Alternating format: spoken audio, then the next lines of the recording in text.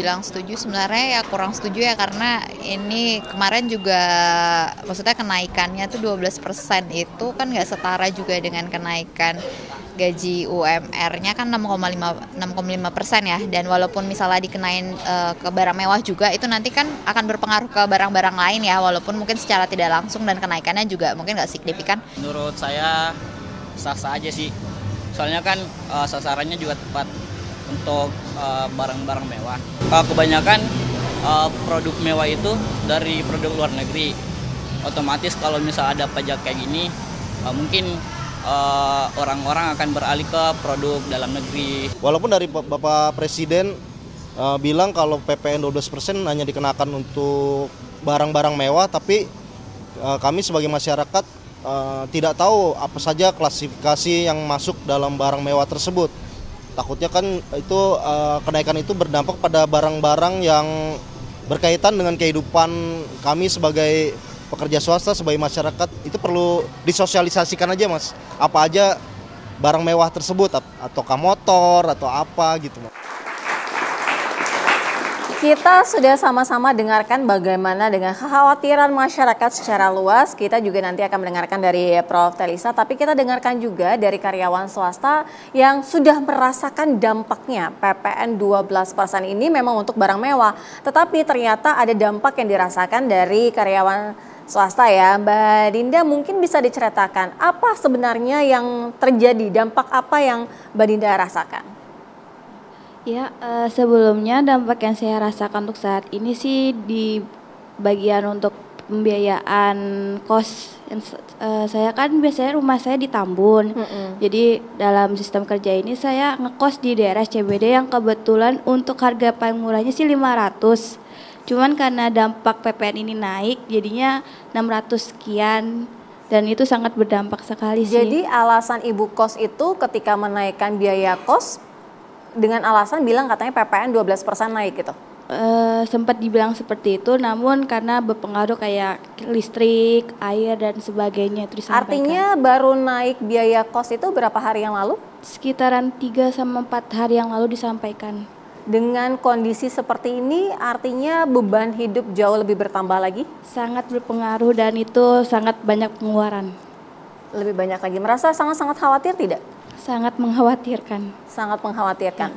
Baik, kita langsung ke Prof. Telisa. Prof, apa yang bisa dicermati? Ini kan dampaknya juga ternyata walaupun sudah disampaikan oleh pemerintah PPN 12% ini hanya spesifik untuk barang mewah saja. Tetapi kita sama-sama sudah mendengarkan bahwa ini juga ada kejadian di mana biaya hidup juga meningkat dengan alasan bahwa PPN 12%. Ya, jadi kalau kita bicara teori ekonomi, ada yang disebut sebagai expectation. Nah, itu kita harus kontrol ekspektasi masyarakat. Dalam pembentukan harga itu ada pembentukan ekspektasi, di mana ekspektasi itu didapatkan dari berita-berita. Karena berita sebelumnya, PPNBM kan baru belakangan bahwa akan ke barang mewah saja.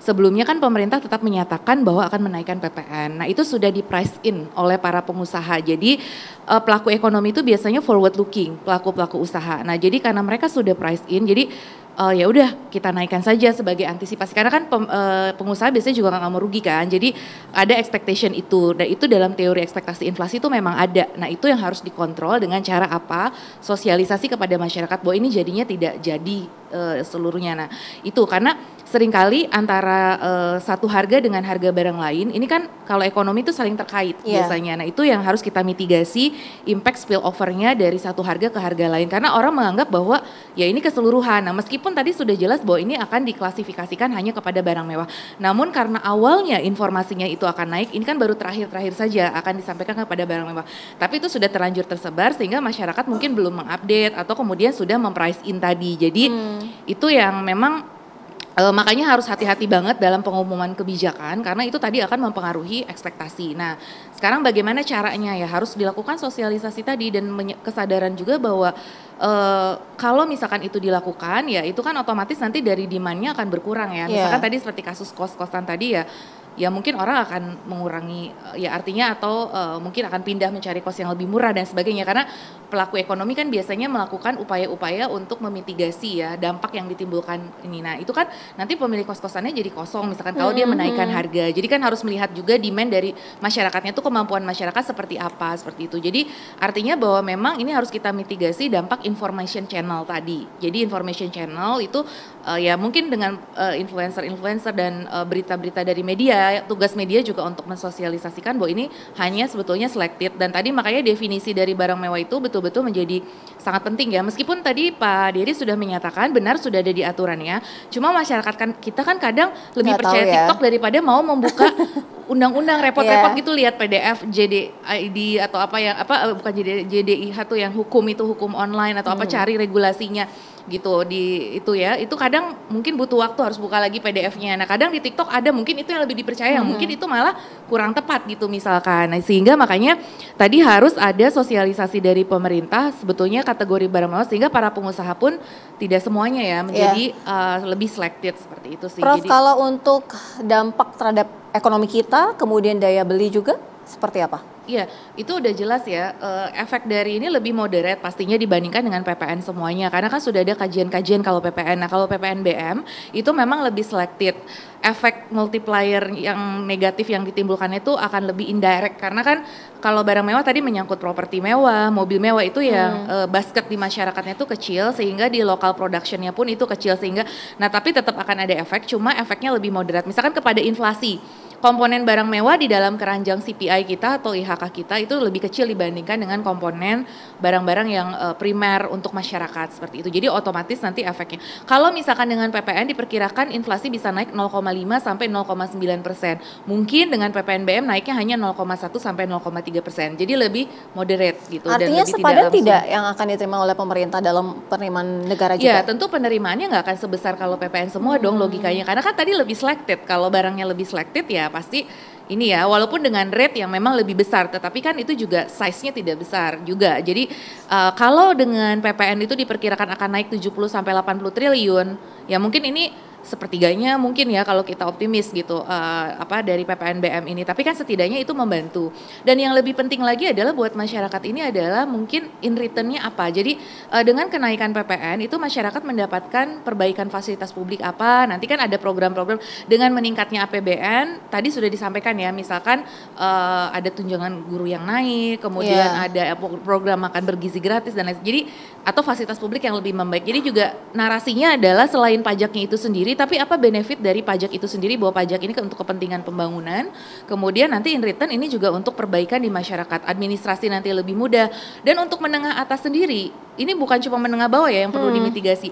Menengah atas sendiri misalkan dengan adanya peningkatan pendapatan pemerintah bisa lebih baik lagi dalam memberikan layanan dan perizinan usaha misalkan. Nah, karena menengah atas ini biasanya pengusaha-pengusaha yang butuh perizinan juga supaya mereka bisnisnya lancar, sehingga mereka bisa membayar PPNBM yang lebih mahal. Jadi artinya harus ada in return-nya. Jadi benefitnya apa? Karena kita bicara insentif dan disinsentif, reward dan punishment. Jadi karena agen ekonomi akan selalu merespon kepada insentif disinsentif tersebut. Jadi makanya perlu holistik lah melihatnya. Jadi betul tadi saya setuju banget bahwa kita jangan lihat hanya satu.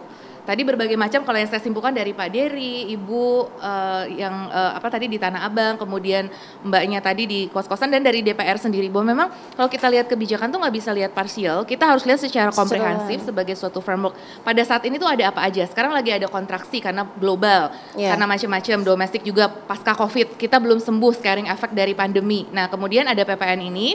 Dan kemudian padahal bukan cuma PPN doang, tadi upah naik gitu. Cuman kan kalau masyarakat tuh pasti ngelihatnya yang paling membebani dulu ya. Kalau yang positif-positif biasanya jarang diungkap. Biasanya kan kita lihat yang negatif dulu, yang terdepan yang akan membebani gitu. Nah memang harus lihatnya secara holistik, yang positifnya apa, negatifnya apa, terus kemudian ini kita mitigasi bersama, multi stakeholdernya seperti apa. Kita juga sangat sedih kalau tadi mendengar data 75% Ibu menyampaikan di lapangan, tapi data IKKB yang dirilis oleh Bank Indonesia kemarin, indeks keyakinan konsumen kita itu meningkat.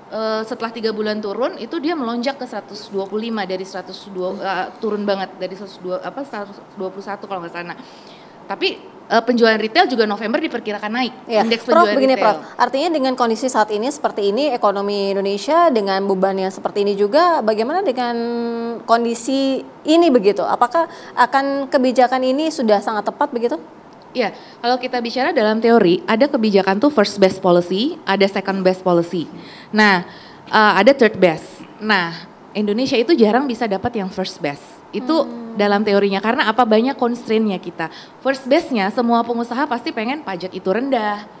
Terus kemudian, tapi on the other hand, kita ada concern APBN kita memang sedang mengalami perlambatan karena yang tadinya ditopang komoditas, harga komoditas sekarang lagi turun. Nah, itu memang pemerintah nggak punya pilihan, apakah utang atau dengan mengandalkan kepada PNBP atau kepada komoditas. Nah, karena kondisinya sekarang nggak banyak pilihannya, kita nggak bisa milih yang first best. Jadi menurut saya ini sudah second best. Jadi setidaknya kita masih dapat yang second bestnya, yaitu PPNBM. Karena first bestnya kita nggak mau nih pajak semua, tapi kan kalau gitu kita nanti nambah utang lagi. Nah, oleh karena itu second best lah yang kita pilih, dan menurut saya pemerintah sudah cukup akomodatif ya, nggak semua PPN, asalkan tadi mitigasinya memang dijalankan.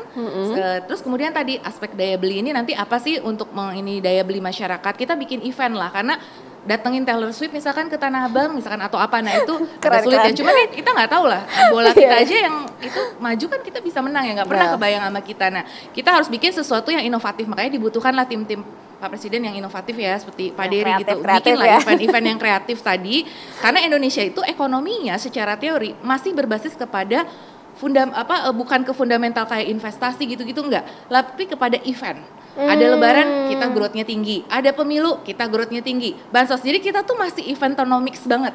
Jadi tergantung pada event. Caranya iya, event makanya untuk Tanah Abang, menurut saya Tanah Abangnya sendiri mungkin harus dipugar seperti apa agar ya, karena kan milenial sekarang beda ya belanjanya, nggak kayak dulu aja gitu-gitu aja kan, harus ada perubahan, ada apa kayak di Tanah Abang dibuat seperti apa gitu, terus kemudian di situ ada event-event mendatangkan artis-artis internasional atau nasional lah dulu ya. Nah itu saya rasa sih dan kemudian ada diskon murah atau apa, itulah tugas kita membuat inovasi. Baik, mungkin salah satunya misalnya mendatangkan artis Korea gitu ya, kan ada baju-baju branded Korea di Tanah Abang ya. Oke, kami segera kembali ya, Indonesia Business Forum segera kembali saja.